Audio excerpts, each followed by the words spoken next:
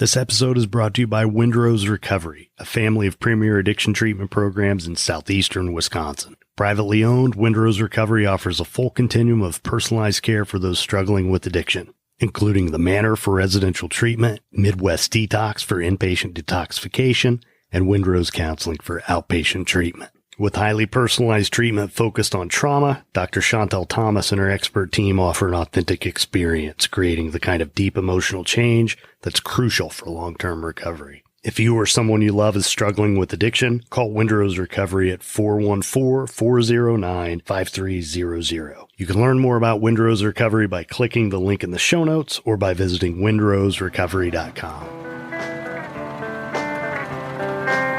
Thank you for listening to The Path to Authenticity. My name's Tom Gentry. I think of this show as the opposite of small talk. You'll hear real conversations with real people who know who they are. We talk about what makes them who they are, how they became who they are, and how we might become truer expressions of who we are. My name is Ver, and this is The Path to Authenticity.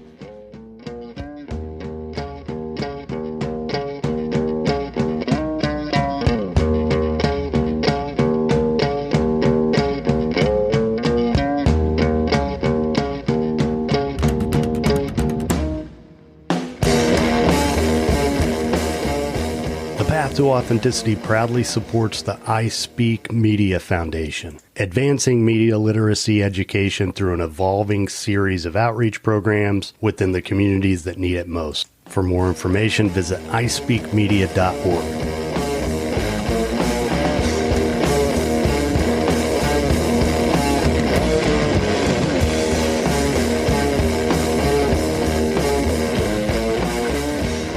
If this is your first time here, thanks for checking it out. If not, thanks for coming back. I'm Tom Gentry, and this is The Path to Authenticity. Check out the new website, thepathtooauthenticity.com. Got lots of stuff going on there, including on the blog, 20 questions with today's guest, who is a singer from Quebec. Her name is Ver.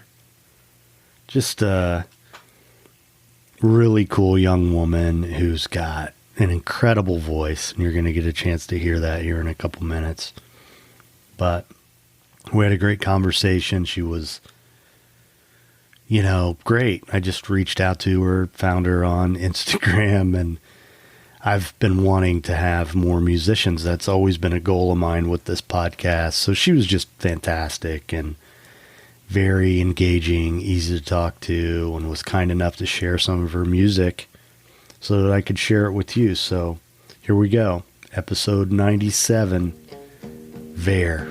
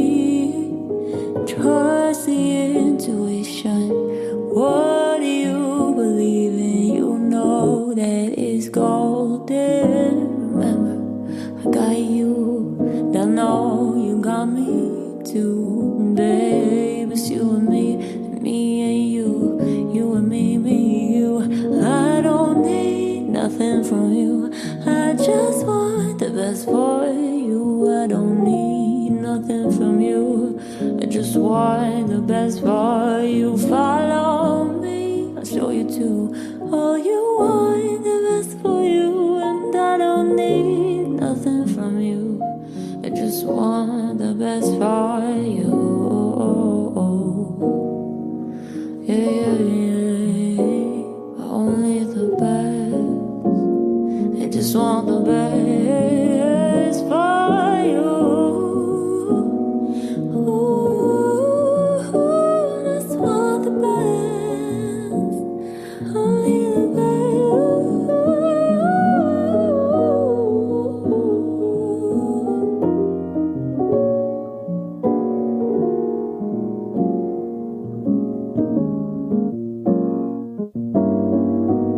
talk to me, tell me what you're needing. My soul is here failing. You know there is golden. Trust in me, trust that there's a reason beyond what you can see it. You know I'm not going. Oh, remember I got you, and I know you got me too. And babe, it's you and me and you, you and me, you. And I don't need nothing from you. I just want the best for you, and I don't need nothing from you. I just want the best for you.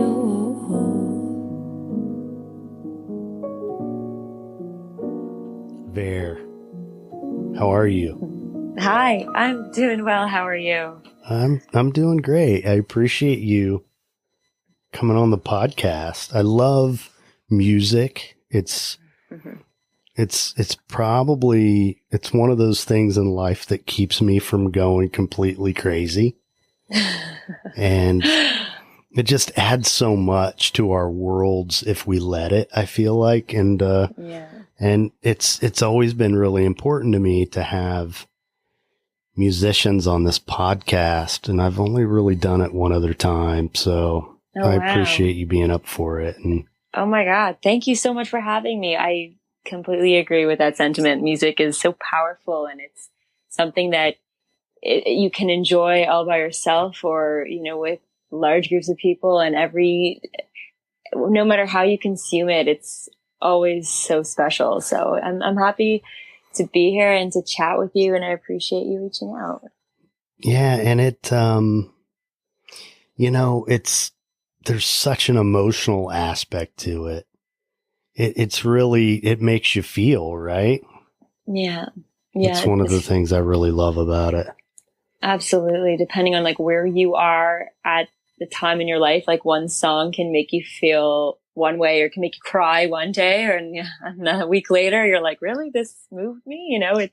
So there's so many moving parts to consuming music, but that's what makes it so magical, you know? Yeah. And, you know, it also can take you back to a place and time. For sure. So easily. It's just the texture of where you were, who you were with. And, you know, one of the things that I've kind of, for me personally, caught onto about music, kind of a gift that it has given me in my life. You know, being a guy, we're not supposed to shed tears, right? There's that whole BS thing that we're not supposed to shed tears. But, you know, it's just a bodily function. If we actually really need to shed tears sometimes. 100%. I love crying. Yeah. Honestly, it feels so good. I don't mind it either. And, you know, I don't really care what people think about it, but that's great. Yeah. But one of the things that I caught on to, like, there are certain songs that I pretty much cry every time I hear them, or at least tear up every time I hear them. One of them is an American Pie, Don McLean. Right. And, you know, when I was a little kid, I would hear that, and I didn't even know who Buddy Holly was or Richie Valens was at the time. Right, but still, it's just so beautiful. And there are more, I don't know if you're familiar with Jason Isbell, but he's one of my favorite artists. There are a couple songs of his that just really get me choked up. I don't know. Yeah, he was in a band called the Drive-By Truckers.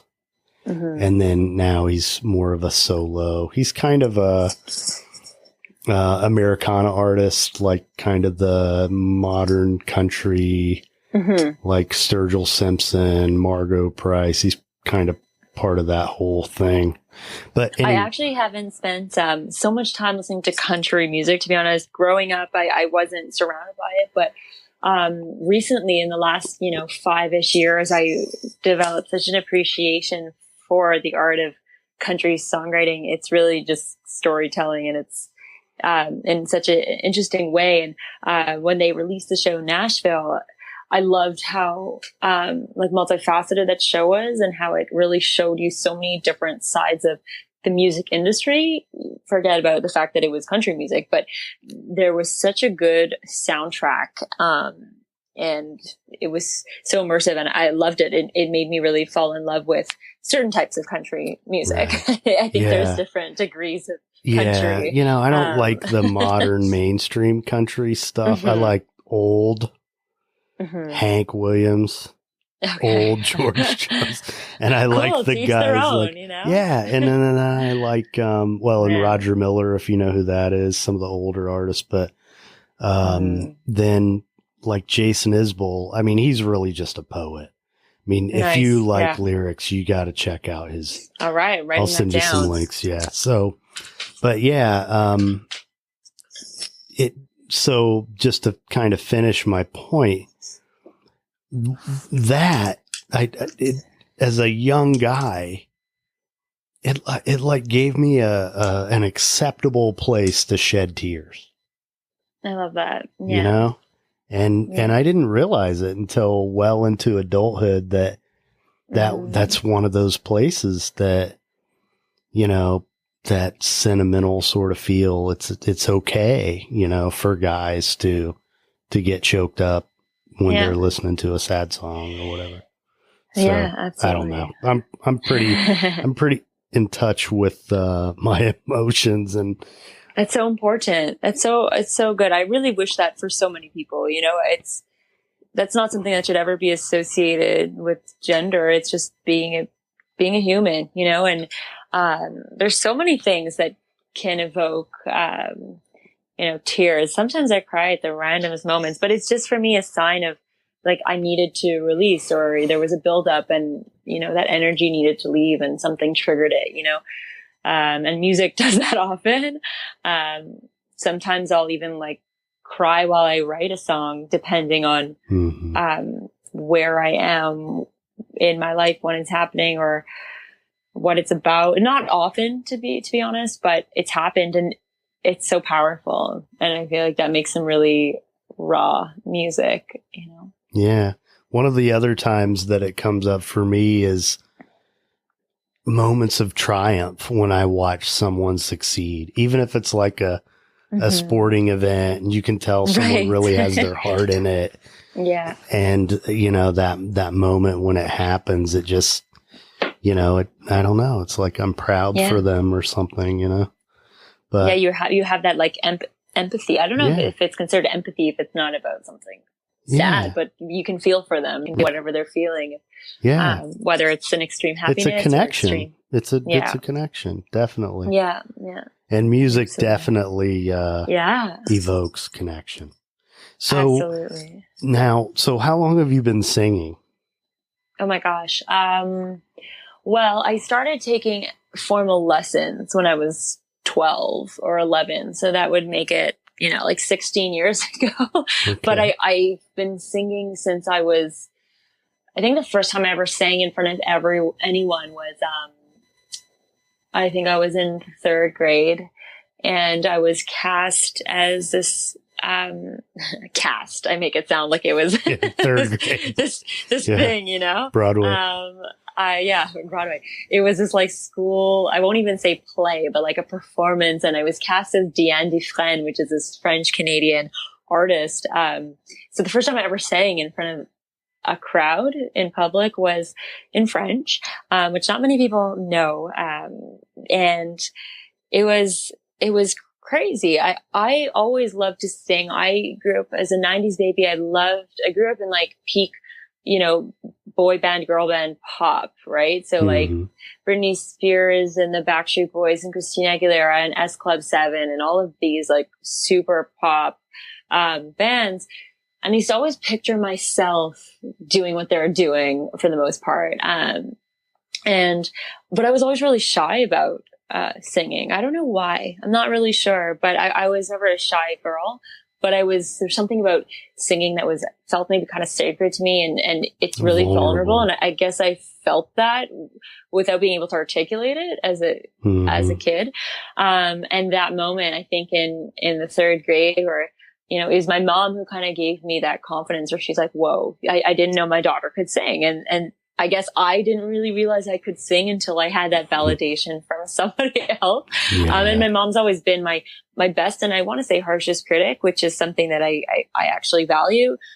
So when she told me that, I was like, oh, okay. And then I got a little bit more comfortable. And then from there, it was like a slow process, to be honest. It wasn't like I was born with this voice, and I really worked at it. I worked toward the vision. And for some reason, I've just been chasing the life of a singer, an artist, a performer. I'm not really sure why. I guess I was born with that, you know? Yeah. So where would you describe, at what place in your musical career are you right now? That's such a good question, because it's so not linear and it's so unpredictable, right? Like I could have never predicted. I feel like no one could, you know, it's COVID times. I could have never predicted where I'd be right now. But I think that in my musical journey right now, I'm at a place that's like very, interestingly enough, I feel like I'm in this authentic, independently creative space where I feel really in control over and confident in where I am. And I'm writing more. So I guess I could say that I'm in the, how would I phrase this? I think that if you would have asked me this right before COVID, it was like peak performance. I was doing a lot of weddings and events, and my vocal chops were the best they've ever been. My range was expanded, and I was doing anthems and this and that. And it was very like show busy. But now it's the complete opposite. So I don't know how long I'll be here for, but I've just kind of embraced this like home studio culture and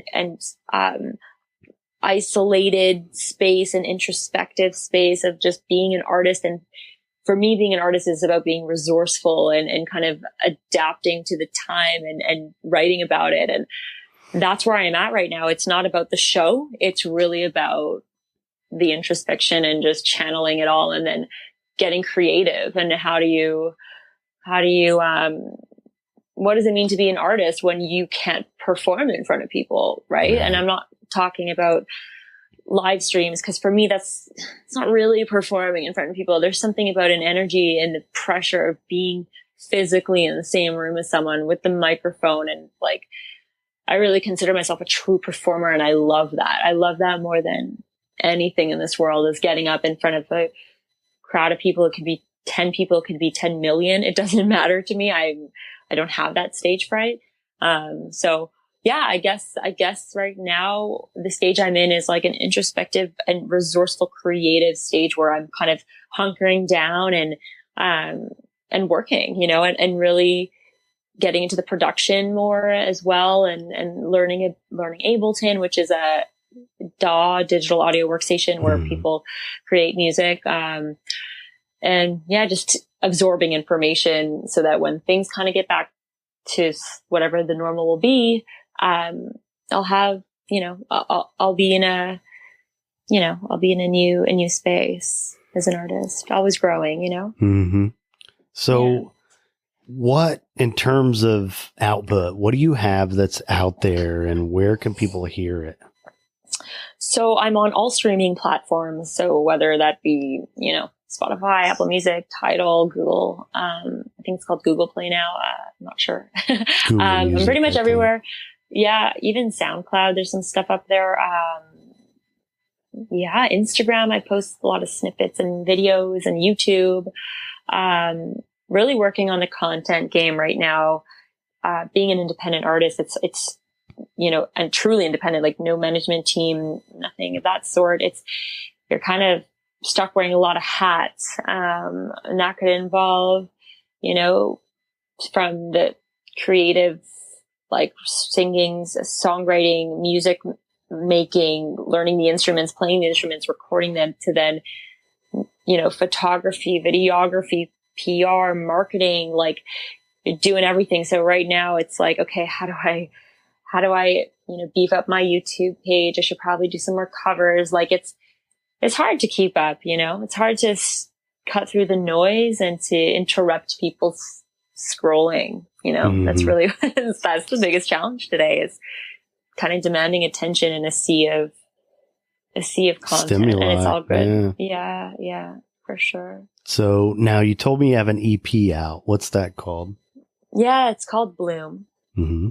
And I released that, I think it was in May of 2020. And that was a moment for me. That was when I really feel like I found my sound in that project. I really didn't overthink music for the first time. And I wasn't trying to be anything. It just kind of happened. It really just like blossomed. It came to life, and like the idea for it, the framework came to life in like 4 days. It just kind of happened, right? One song flowed into the next. And I made that all out of my little home studio with another producer. He goes by Slow Jams, and I'm proud of it. I like it a lot, which is very rare that I like the music I release after it. You're like, oh, I'm over it. Is it even good? But I like it. Oh, sorry. But I like it. That's my dog. I think I scared her. I would have guessed that was your dog. Yeah, she's great. So yeah, that's the latest project, and there's some more in the works. And, that's where we're at right now. So who are your musical influences, would you say? Oh my gosh, that's wide ranging. I think like in terms of modern influences, like more current influences, it's artists like Snow Allegra. She's really cool. If you haven't had the chance to check her out, I recommend it. I mean, I love Billie Eilish and her authenticity. This podcast called The Path Authenticity, so I figured I'd throw that in there. She's so cool at just being herself, and it's really cutting edge, I find. I would say, Amy Winehouse is and always has been an inspiration, a musical inspiration. Loved her sound, her lyricism, and on a completely like different end of the spectrum, I'd say Freddie Mercury has always really been an inspiration. He defied odds in so many ways, and he didn't let anything, get in his way. He was very, hard-headed and perseverant. He made it happen for himself, and in a day and age where it was not easy, especially, for someone like him. And, his showmanship, and, oh my God, there was something about Freddie Mercury. I feel like if he were alive today and we met somewhere, it'd probably be at like some crazy club. We would hit it off. We would be best friends or something. I'm not sure, but I really love Queen and what they did at that time. So definitely, like, even though I sing kind of R&B, chill pop type genres, I really take influence from so many different genres. Yeah, I think there's a long list, but yeah, I think Charlotte Cardin, she's a Quebecoise artist as well. I take a lot of inspiration from her music. Yeah. So one of the first guests I had is a Quebecois. Her name's Mimi Langlois, and she is a abstract expressionist painter. Cool. Of some notoriety in Canada, I think. She's in galleries in New York and Palm Beach. Oh, wow. Yeah, that's so cool. Yeah, she's pretty awesome. So Nice. yeah, so you're not the first Quebecois. Am I saying it correctly? Yeah, I mean, depends who you ask. It's good enough for me. Okay. So you have more output that you're that's in the works right now? More songs that you're writing? Absolutely. Yeah, I'm actually working with a producer from England. I'm not going to spill too much about that right now, but it's in the works, and it's very exciting. He found me, actually haphazardly found my work after I released Bloom, and it was kind of this like kismet, I would say, like connection there. So there's a more full length album on the way, but I'm also just writing. I'm writing without, a particular purpose, an expectation. I'm just trying not to put too much pressure on myself and just write for the sake of writing. And then, I won't overthink it. I'll just release it if it's good, I'm going to release a couple more singles probably before I release another full project. Yeah. Now, in terms of songwriting, do you have mentors? How have you learned to write songs? Yeah, it's a great question. I definitely have mentors. I learn every time I hear a song. I love clever songwriting. It's so cool. It's amazing to see how creative people can get with their words and the phrasing and I'd say Julia Michaels has always been a really big inspiration. She writes for so many pop artists, and recently, just not so recently, but she decided to also follow the artist path. So now she's writing her own music, and it's brilliant in its own way. It's so raw and it's honest, and she's definitely one of my songwriting inspiration mentors. And, also my friends that are releasing music. It's easy to connect with music when you also know the person. So I definitely take inspiration from my closer circle. And I also take some songwriting like courses. I read online, I read blogs, I watch, I love the like seminar that John Mayer gave at Berkeley in 2008. I've watched that a couple of times, honestly. He gives some amazing advice about songwriting. And yeah, I'm taking this course called Holistic Songwriting, I think it's called. I shouldn't say I'm taking this course. I'm listening to this audiobook, which is like a course. It's all like a blur these days, to be honest. It's called The Addiction Formula, and it's really great. So I don't know if you can like count on learning songwriting to be a good songwriter. I think that to be a good songwriter, you have to dig deep within yourself and use your own form of expression. You need that authenticity too. Like it helps to have tips, and when you feel like you're at a creative block, it helps to have something to resort to, and that's something you can learn from others. But when it comes to actually writing, it's just you and you, unless you're co-writing. But really, it's like that's where your authenticity comes into play, and that's what makes one artist different from the next. So I think just living life and learning to take it in and process it is a huge part of songwriting. Yeah. Well, I don't know if have you heard of Wilco? Do you know about Wilco? It's an American rock band, kind of modern. They've been around a long time though, but the lead singer, and the guy who started the band is a guy named Jeff Tweedy, and he recently released a book that's called How to Write One Song. Oh, that's so interesting. Yeah. And with, the idea that, no matter how many songs you've written, you only write one song at a time.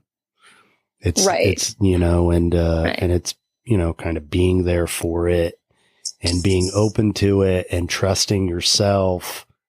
Yeah. And not listening to the negative voices, and then just kind of following your own path, Yeah, it's definitely easier said than done. Yeah. There's many times where I'll sit down with the intention to write, and sometimes it just doesn't happen. Yeah. I think the best advice I got was to let the inspiration hit you. And if it doesn't, if you have to try so hard and if it's not happening, you have to abandon it, right? Like otherwise that comes through in the music. It comes through that it wasn't natural, right? So I guess that the trick is to really have that.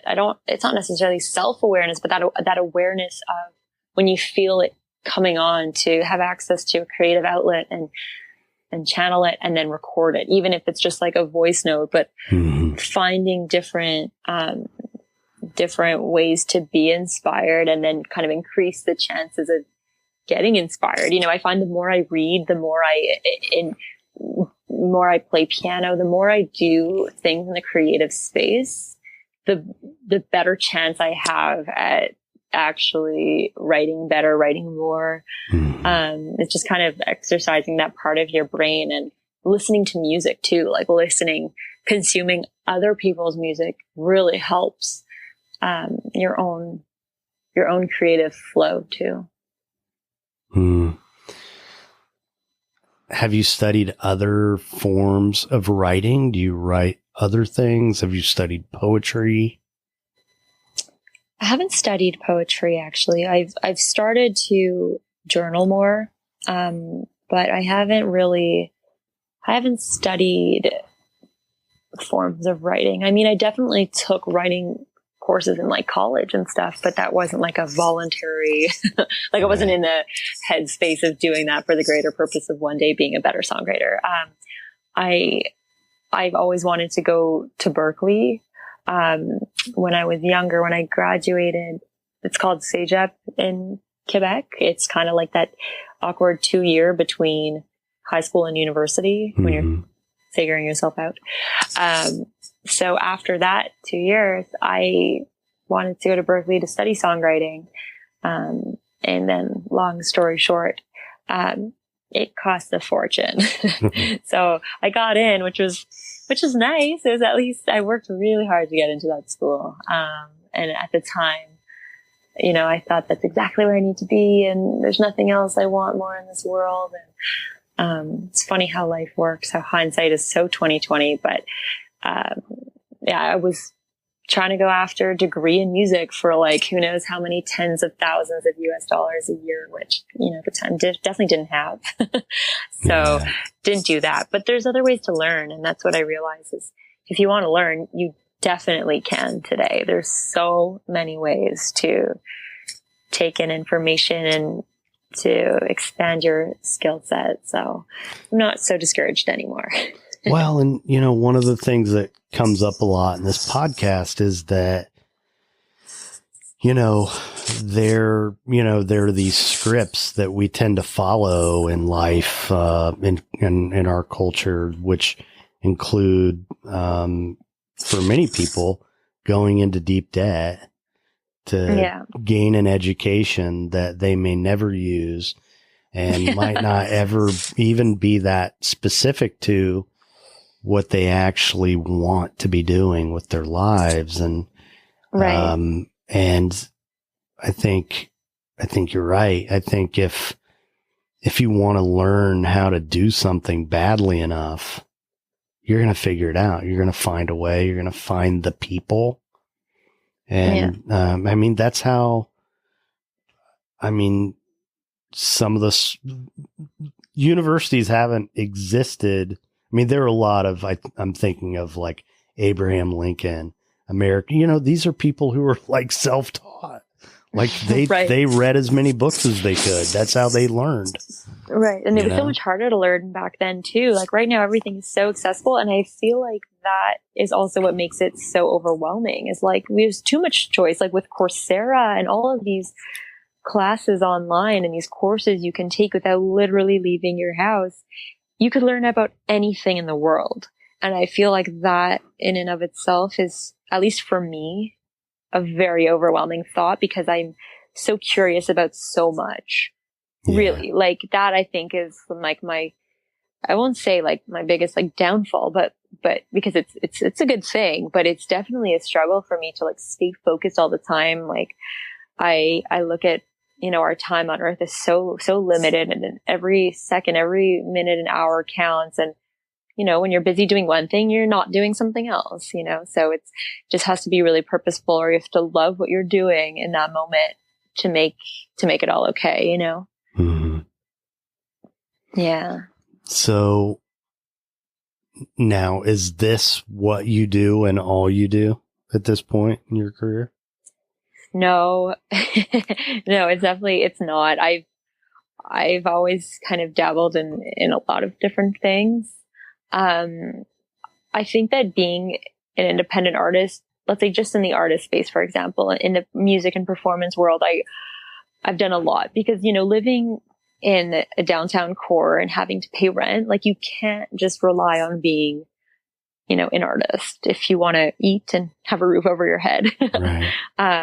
So I knew that and decided to use, my vocal ability in different ways. So I joined an entertainment company, like a live entertainment company, and I would do, I had residencies in restaurants and bars, and would do festivals and weddings, corporate events, anthems, like wherever a singer was needed, I would be there. I also got into voice acting, and I took some private lessons there to go into that, which I absolutely love. I love those kind of jobs.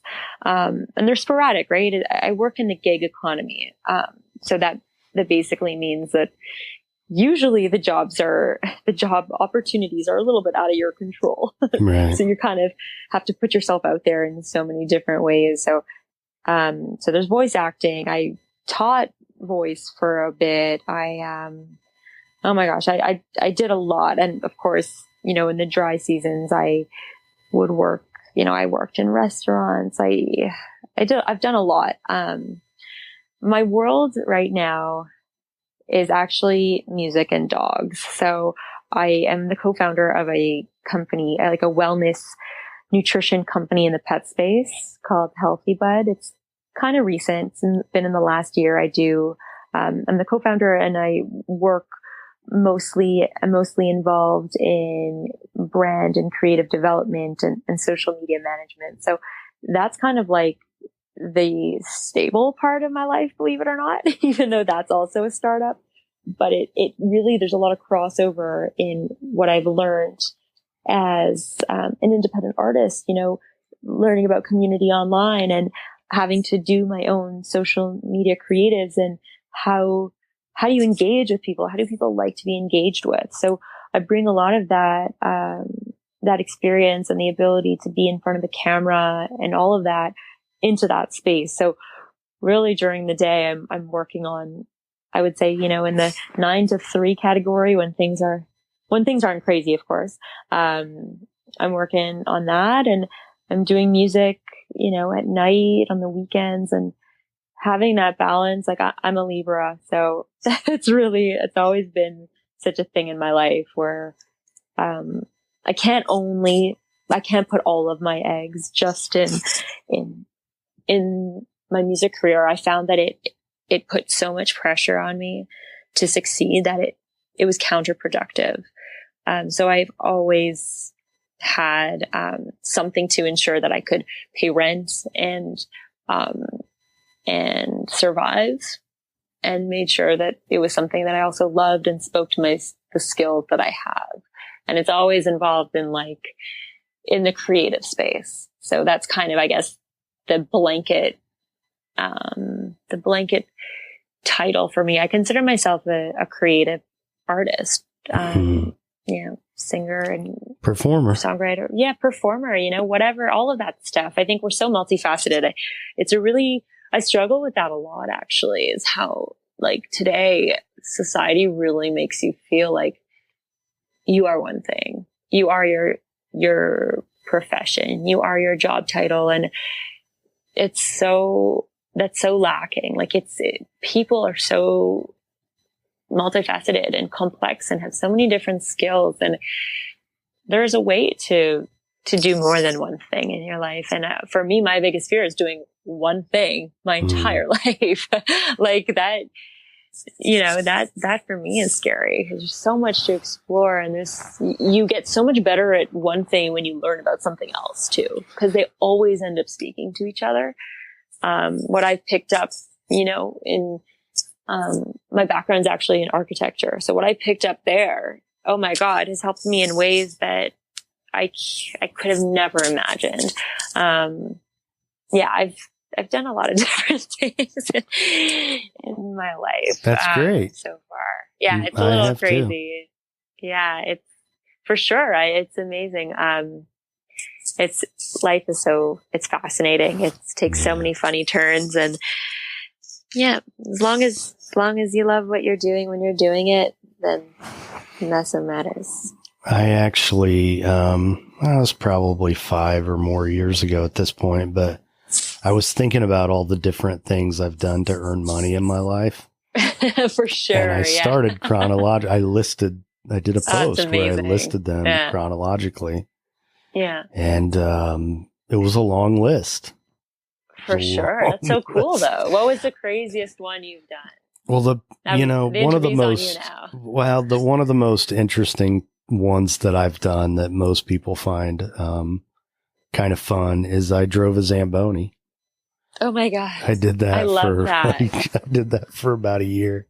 That's amazing. Which kind of arena was it? Well, like a it was arena? it was a rink in Palm Beach Gardens, Florida, where they had club teams play, that adult leagues, hockey leagues, and kids hockey leagues. And early in the morning they had figure skating, and then on weekends they'd have open skating. Wow, cool. So, so I drove the Zamboni there. I was one of 2 Zamboni drivers. That's very cool. And that was before, awesome. That was the last job I had before I started what became my career, which is working in the substance abuse treatment industry. I'm an addictions counselor by day. Oh, wow. Yeah, that's what I do. And this podcast is kind of, I chose authenticity because I wanted to be able to draw on the resources I've kind of garnered through my career. I've met a lot of authors and therapists and, right. And so, authenticity, addiction essentially is a betrayal of oneself, it's self-destructive. So it just, that kind of seemed like a way to fit it all together without making it about addiction and making it a little more universal. And, for sure. And then also, I was someone as a kid who, I had enough of a deficiency in self-esteem that I wasn't going to, the discouragement I got, from important people in my life, from doing certain things, writing and, I allowed it to steer my choices. For sure. And I lost myself, and that's, and so that to me, that, this is really on my heart to this topic, being tapped into your inner voice and listening to it, know. And sometimes it's not always our best friend or our biggest supporter, but it's getting to know that little voice and figuring out how to either tame it or, work with it and not have it work against you. It's difficult. I struggle with that too. It's, especially as an artist, because I feel like artists are very, I don't want to generalize, but I can speak just for myself, like very in tune and in touch with their emotions, and the inner voice and their intuition. And it can get a little crazy sometimes, especially it's such an uncertain industry, the music industry. And there's, it can be hard to remember why you're doing it and to keep pushing forward when it seems like things aren't going how you planned. I mean, who can plan anyway? Right? Well, and the next episode that comes out that I just have been working on in the last day or so is with the guy. We talk about how, the idea of being practical. I mean, we get that from our parents and the people who love us. That, I mean, I grew up in an environment where, it was great to be artistic and all, but then, you got to be an adult at some point. You got to let go of those dreams and be an adult and be practical and get a real job. And, people I love were kind of looked down upon because they wanted to be musicians and weren't willing to let go of that and completely sell out. And that's kind of heartbreaking, it's really heartbreaking. Of course. And so that's one of the reasons why, because of my own experience and my own difficulty, like listening to my own inner voice, for that reason, I've always admired artists, because I felt like you have to have courage to follow through with it. So, so that's one of the reasons why I really wanted to talk to artists a lot on this podcast. Sure. I do think it takes a sort of, stick-to-itiveness, determination, to just go for it. And, because we're, in our culture, we're encouraged to be practical and, instead of true to ourselves. Yeah, I think that really resonates with me, because similar to you, I was raised in a home that definitely supported me, but they also instilled the importance of practicality. There's no doubt. That's actually how I ended up in architecture school. If I had it my way, like I actually only applied to Berkeley coming out of SAGEP. I knew what I wanted. I didn't want to do anything else. And my parents were like, there's no chance. A, you might not get in. B, we probably won't be able to afford it, but like, go for it. And then what, so I definitely was raised with that as well. And I feel like I have that in me till today, which is why that aspect of balance is just, despite the fact that I am so connected to my astrological sign of the Libra, and it's all about that, right? And that is like the driving force of my life, was balance. And for me, that's how I find the courage and the happiness too. Like I feel like no matter what you're doing, if you don't have balance, things can go so crazy, whether it's balance, like getting in your exercise, or, not going too deep in one thing and not looking at the other side of a picture too. You know what I mean? Like you have to, when you're so into, you put all your eggs in one basket, you're only thinking about one thing. Like, how do you have perspective? How do you, it's hard to stay healthy in that way. So I feel like, but the flip side of that Libra thing is indecision. Oh my gosh. Yes. So there's that, right? And that you're kind of like, there's indecision. It's funny because I'm so decisive about some things and very indecisive about others. Like me at a restaurant ordering from a menu is hilarious. It's like, but they all look so good. And like, I don't know what I want right now. I'm very indecisive about things that don't actually really matter. So I'm grateful for that.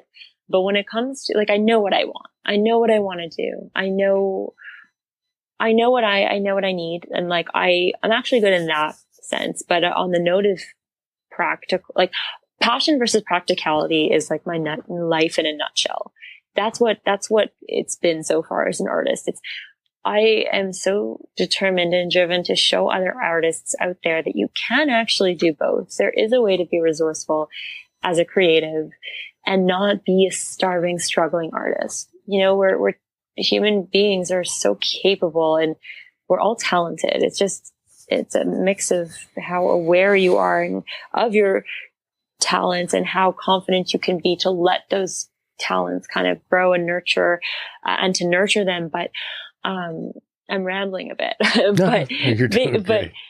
but basically, like, for me as an independent artist, balance is everything, and finding that fine line between passion and practicality is what's enabled me to keep moving in the forward direction. And that's where voice acting came in. That for me was a practical decision, even though that industry is so difficult too, but it's a different stream. It's like, well, if you're good at being on the microphone, what other things can you do to increase your chances of getting some income in different ways in a realm that is relevant, right? So, you're good on stage, go and join a company that, a lot of singers don't want to do the wedding gigs. I get that. Like, there is an ego thing there. It's like, I'm an artist. It's my favorite job. I love it. I love it. I absolutely, you have an adoring crowd. You playing the best songs of all time, and you're having a party. You're getting paid to have a party. Now, it is it's very difficult. I'm not going to lie. I've done 4-hour sets practically straight, including sometimes a hora and a this and a that. And it's extremely exhausting, but that connection for me with the crowd and the energy is like, that's my drug. It's the best. So I realized it put a roof over my head. It pays so well, decently well, I should say, depending on the event. And once you do enough of them, it's like, wow, I am making a living using my voice. Like, this is so cool. So there's ways to, if you're open and you don't let your ego kind of get in the way, like, there's ways to be practical as an artist, as a creative. You have to want to go there and not want to bask in the like, but I'm an artist and I'm only going to write my own songs. And for me, I got this, as a teenager. Well, what are you going to do? Work at McDonald's so you can write? I mean, that question was actually posed to me, and there was a limited idea of what it meant to be a writer, when in reality, what I learned is that practically every job I have had to some degree, I've gotten because I knew how to write. I was writing and I was making a living and I was paying my bills and it was so much of what's possible, or what we believe is possible for ourselves as we are emerging into adulthood, is dependent upon the limited view of our parents of what is possible. For sure. Yeah. And the people around you and your environment, what you were really taught growing up. I find now that I'm really adulting, whether or not I like to admit it, I start to realize like how much of your childhood and your support system or lack of support system plays a role in your ability to really thrive later on. Or, I believe everyone can thrive, but some people have it a little bit easier than others, So, well, and a lot of it boils down to the beliefs that you have and the underlying beliefs that, we really have to kind of pick apart to understand why we do and don't do certain things. And a lot of that's rooted in confidence, or fear. Yeah. Confidence on the positive side, it's confidence, or on the opposite end of that spectrum, it's fear, insecurity. Well, and those parents who are telling us to be practical, I mean, that is the motive is good, but it's really them projecting their fears. Their own fears. Exactly. Which are fears. They're not reality. They're fears. Right. But they're very real to them, So do you have, what are some goals that you have? Where's this going besides, so I assume you're doing an album, whatever this is with the British guy is going to become an album, right? Yeah, I hope so. One day soon. Yeah. And what else? What else is on the horizon for you? I think that what I'm really working towards right now is building an authentic, tight-knit community of, I don't want to say like fans, because I hate that word, but people who can see themselves in what I'm doing and love the music and want to be part of the journey and want to connect with me. So I'm really looking to kind of build that kind of fan base, that circle of people that, you know, the audience that is online, right? And to really build my brand in a way that's really like tangible and easily like consumable by, you know, the world. It's really all about how you put yourself out there. Like I can make all of this cool stuff from my house, but you know, then how do you convey it? What you make is only what you end up conveying, right? Yeah. So there's a lot of work to be done. And, you know, what does that brand feel like? How does it make other people feel? What do I stand for? Like, how do I package it all? The stage name Ver is fairly recent. It's recent with the release of this album. So it's kind of, that's my project is, you know, I look at the artist Ver as, that's a brand. That's its project. How do I share what Ver stands for, what she creates? And how do I find the people, like how do I find my tribe doing that? So that's kind of my goal right now. And to keep writing, I want to build the catalog of music right now. It's a really introspective time, as I was saying before. It's a really unique time where I for the first time in a while, I'm not thinking so much about paying rent, because I've, you know, that my living situation has changed due to COVID, and I'm kind of back in my hometown, and it's just a really unique time. So I'm trying to focus on just being fully creative and focused for the next little while and see where that takes me, and you know, keep doing things like this and meeting people from around the world through their love of music. Well, your brand, I mean, I think for what it's worth, I feel like you have something there. Because I appreciate that. Well, that's part of what drew me to you, honestly. I mean, thanks. How did you find me, by the way? I forget.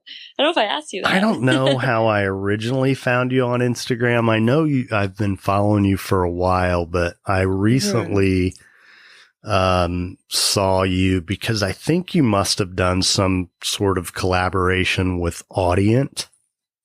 Oh, yes. And okay. Cool. And I have been, you know, I've been looking for a piece of equipment, and, you know, I've been looking at a couple of their products, and nice. So after Googling that, I think then I go on Instagram, and of course Audient is going to pop up, and there you are. Oh my God. I love the internet sometimes.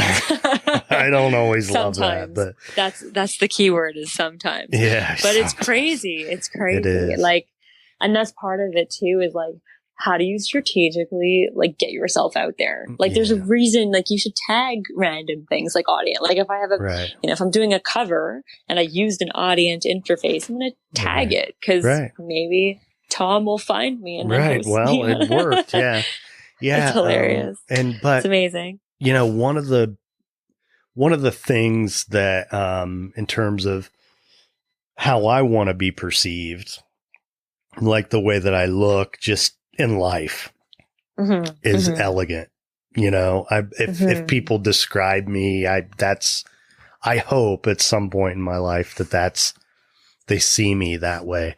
And that's what I think about when I see, well, the name, the photos, the sound, I mean, all of it. That's interesting. That's the word that comes up for me, elegance. I love that. I'm going to take that with me.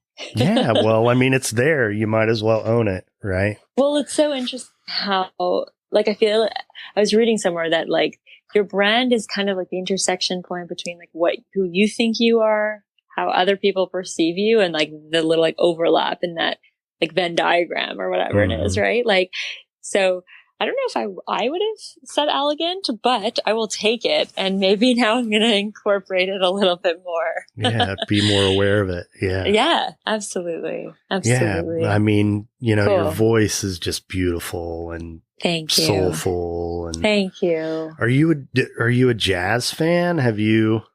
Yeah. I mean, Yeah. I would say like jazz pop more than jazz. I love jazz, but I don't consider myself like a jazz aficionado. Like I don't know all of, the standards and, Yeah. but I love jazz. It's, oh my gosh, jazz is so soulful and so raw. And I definitely get inspiration from jazz. Absolutely.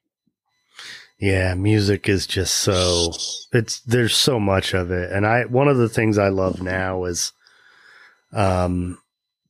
how easy it is to, first of all, access, but also if you're an artist, the ways that you can get yourself out there for sure for people to hear you. I mean, I don't know who I was talking to about this the other day, but I mean, when I was a kid, like I had a cassette player and the favorite song, I would wait for it to come on the radio and start recording it just the right time. And, that's how, that's how you, if you didn't buy the record, that's how you got songs. I mean, now it's just like you Google and there are any number of platforms where you can listen to it. Exactly. It's just wild. It's so accessible, but still, I mean, I'm an analog guy, I mean, I buy records. Yeah. There's something amazing about when it's tangible, right? Like I think there's a difference. I think there's also a huge difference in if you make music, they call it like in the box, basically like just in your computer without using real instruments, using virtual instruments, and then like out of the box. So real drums and real guitar solos. And there's something there, like music is energy, right? Yeah. And if you didn't physically pluck the string, like that's why I think live music is so powerful. Mm-hmm. And with everything that's happening now, I know that we're heading into a VR world, and I personally can't see a world without live music. I think it would be a tragedy, honestly. Oh, yeah. So yeah, I feel you. Like there's something about analog and I didn't even like, for being obviously honest here, like I didn't grow up with such a crazy appreciation for analog. Like, I was more into singing. I wasn't like one of those, techie, like, oh my gosh, like I gotta get my my 4-track like tape recorder. Like I wasn't doing that. I was in the CD era and the plastic crappy things like that came and better went, than right? cassettes though. For sure. But I mean, I guess I grew up with cassettes and then went into CDs, but I don't know. I developed a really big appreciation I studied audio production. Actually, I moved to Toronto for, a couple of years back, to study audio production to kind of better help myself, express myself musically, in a more direct way. Like I found that if I wanted to be an artist, I had to be able to understand how music's made from a technical standpoint. It drove me up the walls to be in a studio with producers who basically made the music for me because I couldn't articulate. Like I didn't understand what was going on, from a technical standpoint. And it took one time for me to go through that experience to say, no, I'm going to go learn all of this for myself. Because especially, I won't get into this too deeply, but in the music industry, it's in the production world, it's definitely, a boys' playground. It's not, there's a huge, and I felt I was the only girl in my class in studying audio production. And I can be the first to tell you that there is, it's a little bit of a gender inequality. I want to say inequality. That's not the right word, but it's not the easiest. People will assume that you don't know how to do things, right? Like just small subtleties like that. Like if you're a woman, then, let me show you how to turn that knob. So part of it, it's just like, as I want to inspire other women to go for that. Go study it yourself. Go learn it for yourself so that you're not ever dependent on somebody else to either make creative decisions for you or tell you what you can or can't do. Like, I have some hilarious stories. Now they're funny because they're in the past, but like, couldn't believe it in the moment that this was actually, being said. But it's crazy how much of how male dominated the production spaces. And that's where I learned, like in that school, I learned to really appreciate the analog world. Like, I was working at one of those like SSL desks that like they used in those massive, recording studios. So it's all like electrical, right? Like it would take like soldering classes and like I was, doing the dirty work. And it was so cool, like to actually understand music from that standpoint, even though I was like, and it was a lot of fun. Like the whole like male female imbalance, it didn't ruin my experience there in any way, shape or form. But I also am the type of person where like, I don't like fight those things. I just kind of laugh at them and just prove them wrong with your actions. I'm not going to sit there and just like weep about it. Like, whatever, that's the way it is. It's been like that for a long time. The best way to kind of fight that stereotype is to just keep doing it and encourage other people to do it. And soon enough, there's always going to be, there'll be more women in the studios just taking part, more women being nominated for, Grammys on the production side. Right.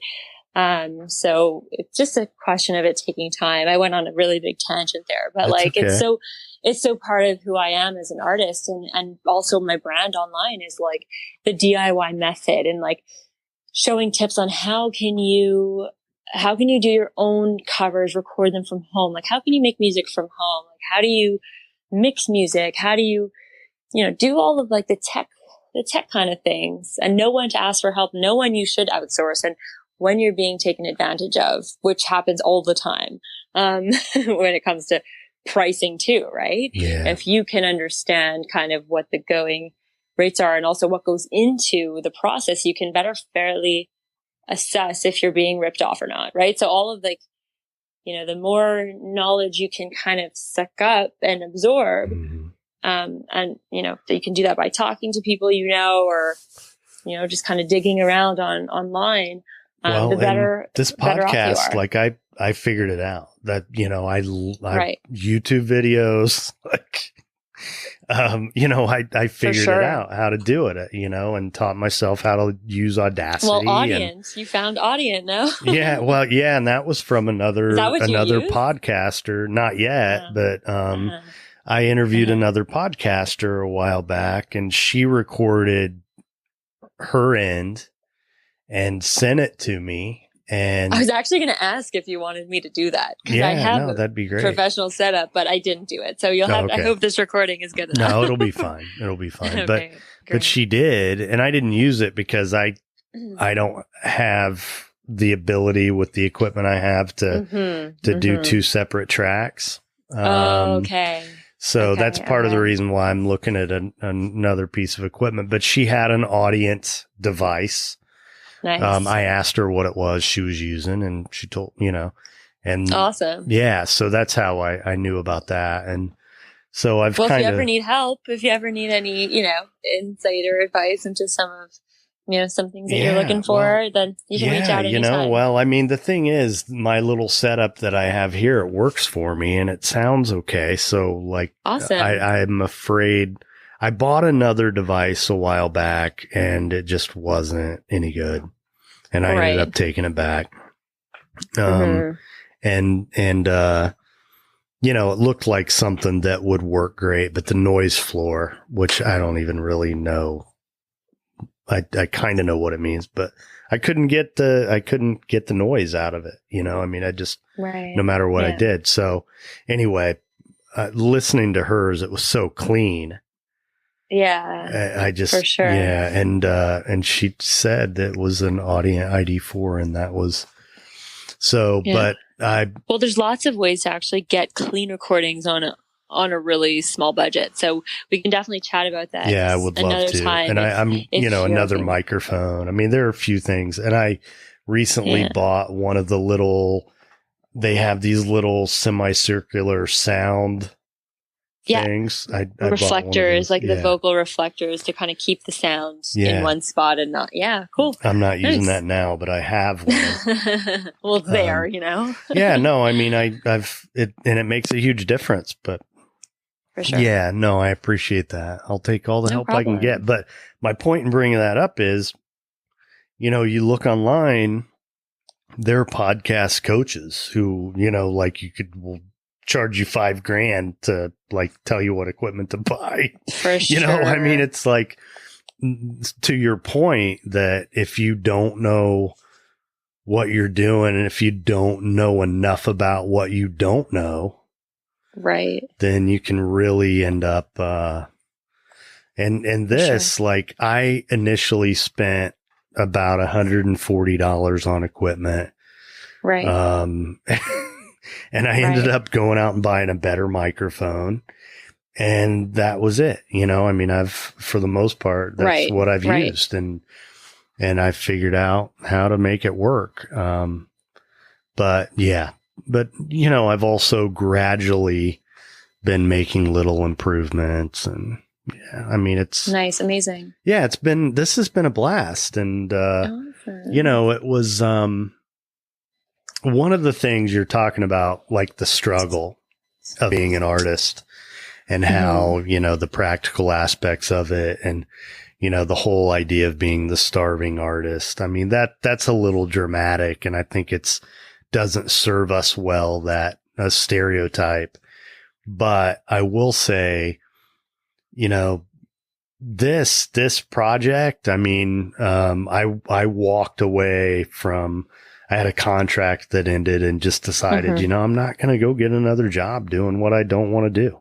If I'm not going to do it now, when am I going to do it? And, absolutely. And it got to a point where I struggled enough that I demonstrated to myself the depth of my commitment.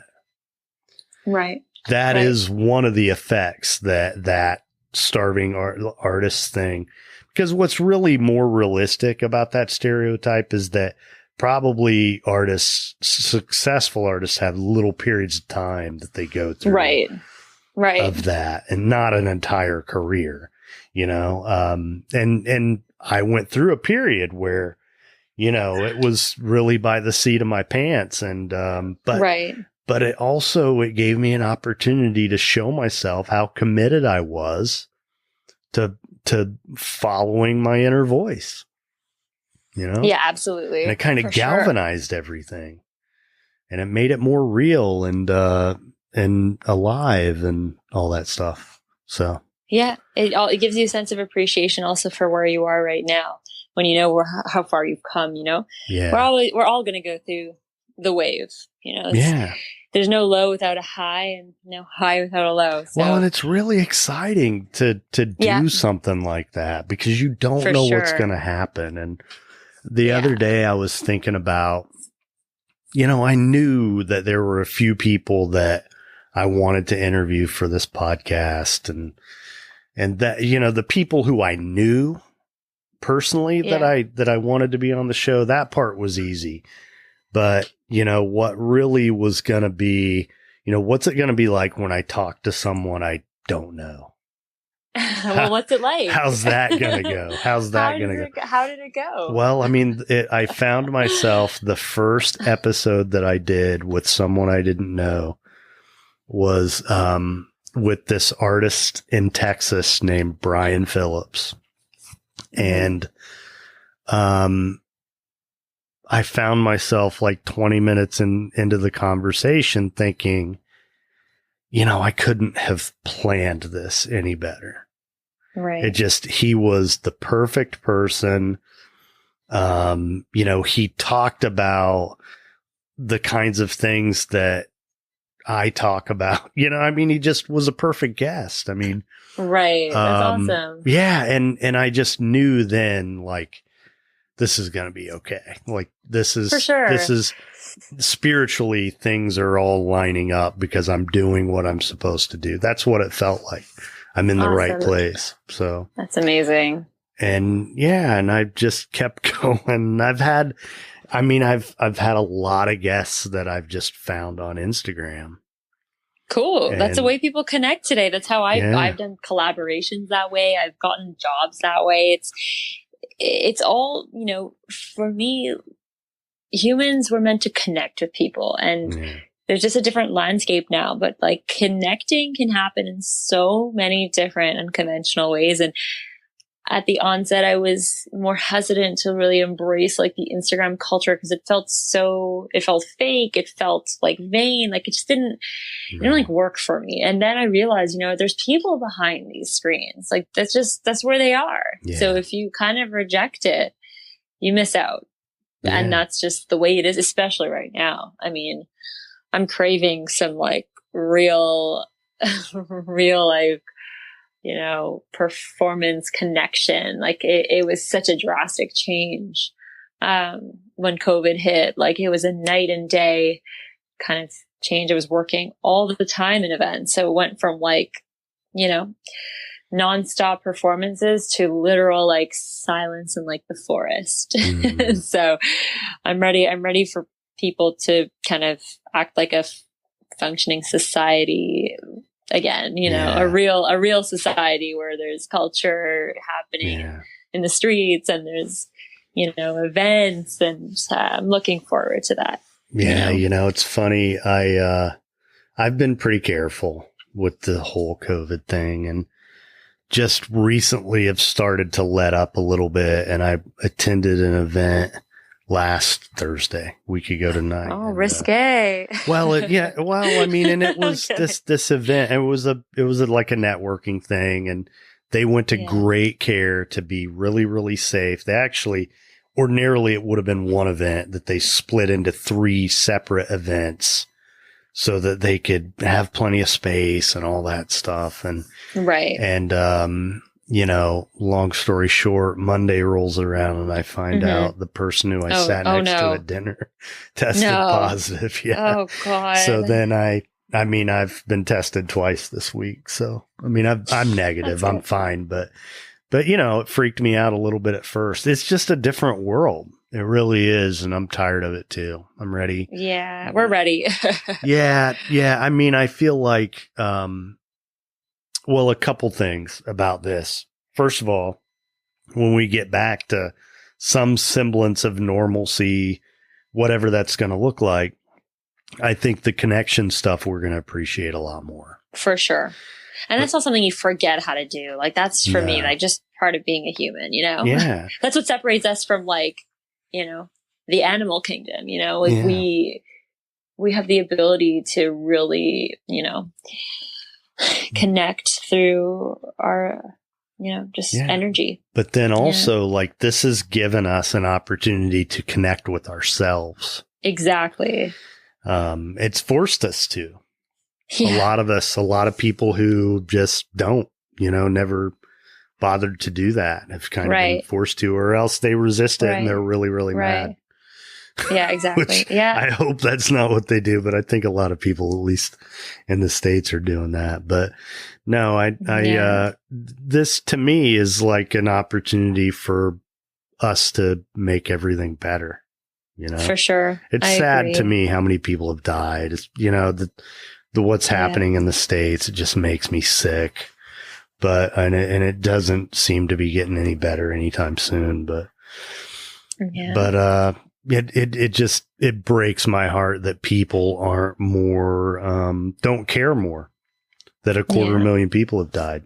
It's more than any other significant event in American history, any war or anything.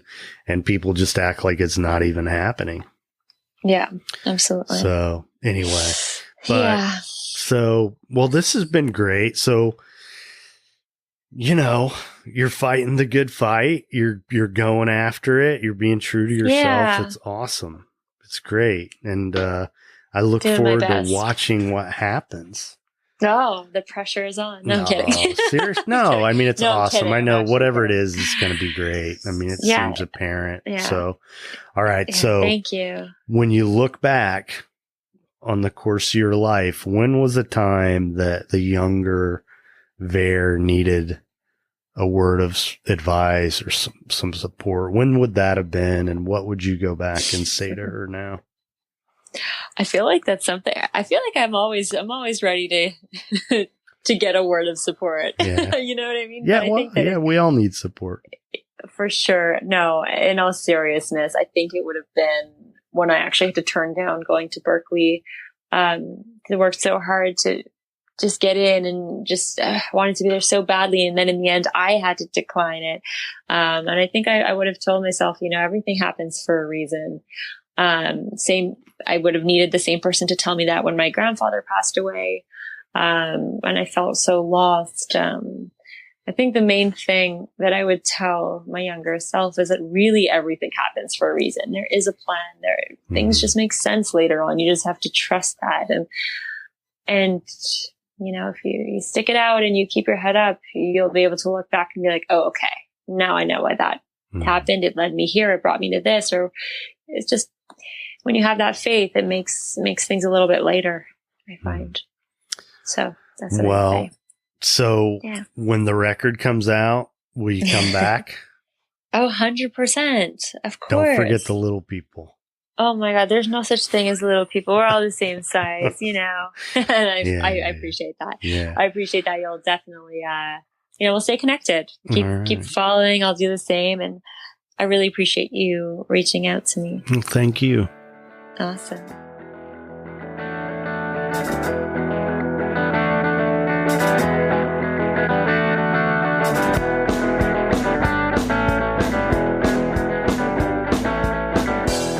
Thanks for listening to The Path to Authenticity.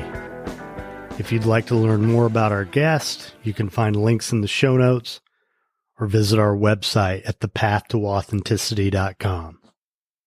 If you're interested in becoming a sponsor, if you have a suggestion for a topic, or you know someone who would make a great guest, email the show at thepathtooauthenticity@gmail.com. If you enjoyed this episode, please leave a review on Apple Podcasts. If you know someone else who would enjoy the show or even just a particular episode, please share it with them. Every little bit helps. If you're not already a subscriber, please consider becoming one wherever it is you choose to listen. You can find the show on Patreon, where by becoming a patron, you can hear episodes before they're released publicly. You can gain access to supplemental content. There are other benefits in the various tiers. Visit patreon.com/thepathtooauthenticity. Join our Facebook community or follow the show on Instagram, both at The Path to Authenticity. We also have a YouTube channel. You can connect with us on Twitter or Pinterest. To hear the songs from this and every episode, you can find the Path to Authenticity playlist on Spotify. Obviously, there are a lot of ways you could be spending your time, so I appreciate you spending some of it here with me. I'm Tom Gentry. Thanks for listening. Be nice.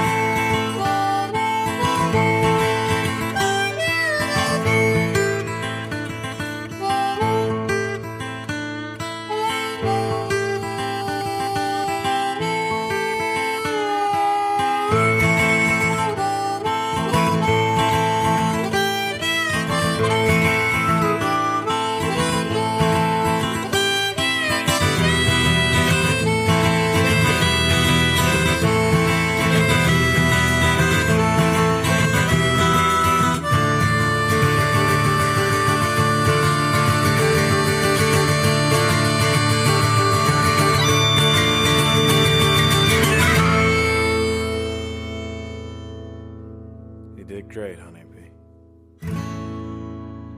The Path to Authenticity is powered by Equivox. For digital marketing and web design services, visit equivox.com.